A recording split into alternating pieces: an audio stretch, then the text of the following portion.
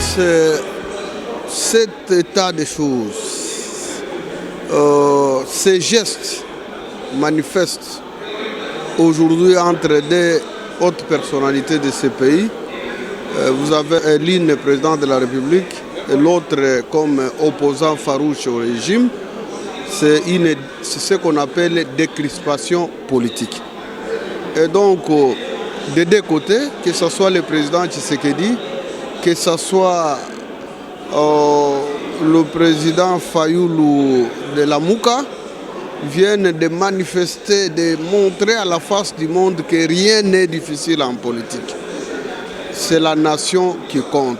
Et ils viennent de manifester, de montrer à la face du monde aujourd'hui que ce sont des vrais nationalistes, les vrais Congolais. S'il faut parler du problème du Congo, il ne faudrait pas passer par des personnes interposées.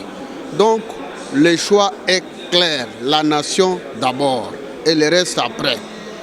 Pour faire face à ce qui se passe à l'Est, il faudrait qu'il y ait union entre ces deux personnalités, Fayoulou et le président Tshisekedi. Ce sont les deux vrais tshisekédistes qui se retrouvent aujourd'hui et je pense que c'est le décollage du pays qui s'annonce. Et avec ces gestes, nous exhortons le reste des Congolais, surtout les opposants qui continuent à hésiter, qu'on n'a qu'une seule nation qui nous reste, c'est le Congo.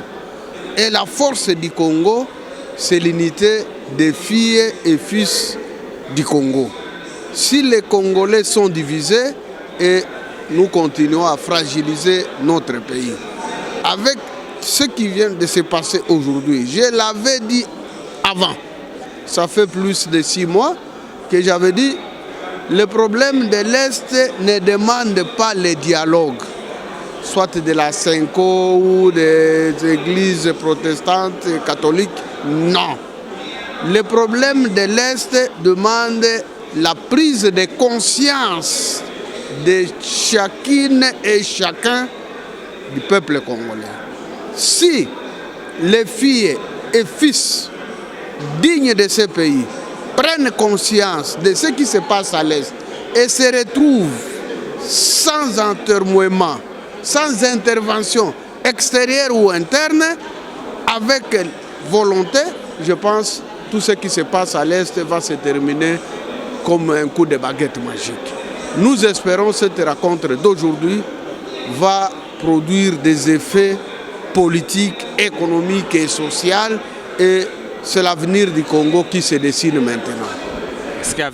L'intégration ou non de Martin Fayoulou, le fait d'accepter de rencontrer son Excellence Félix Antoine Tshisekedi et de se parler de vive voix, et si Fayoulou aussi accompagne le gouvernement, que ce soit par sa présence ou soit par adhésion volontairement, par soutien moral, je pense que ça sera une très bonne chose. Mais le plus important, il faudrait que ces deux personnalités travaillent ensemble, ça sera une très bonne chose, plutôt que l'un dehors et l'autre en interne. Là, ça n'honore pas.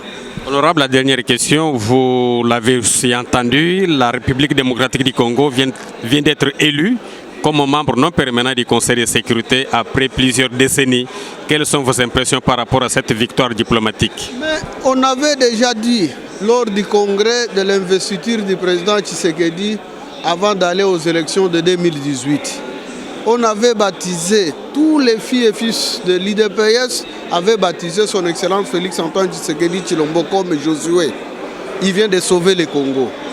Le prestige du Congo aujourd'hui, c'est le prestige du Congo qu'à l'époque de Mobutu, avant que Mobutu ne puisse pas déraper. Parce que le Congo était le Congo ou Zaïre, un pays puissant, un pays de prestige. Et c'est le même prestige que le président Tshisekedi vient de faire renaître aujourd'hui le Congo. Le Congo est accepté un peu partout et aujourd'hui nous venons d'accéder à un poste très prestigieux au niveau du Conseil de sécurité. Le Congo va siéger comme à l'époque des années 1980 et 1990.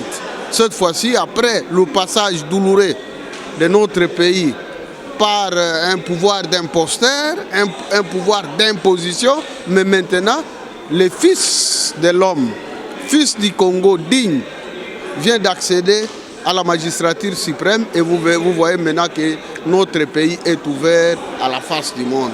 Nous venons d'accéder et nous allons siéger maintenant au Conseil de sécurité. Chapeau bas au président de la République, chapeau bas à notre diplomate, excellente ministre d'État Wagner, chapeau bas à l'accompagnement de l'ensemble du peuple congolais, à la politique, à la diplomatie agissante de Fachi Béton. C'est le Congo qui gagne. Vous êtes l'unique, vous prenez la parole pour défendre le régime et le chef de l'État. Quand même un message à tous les combattants qui vous suivent.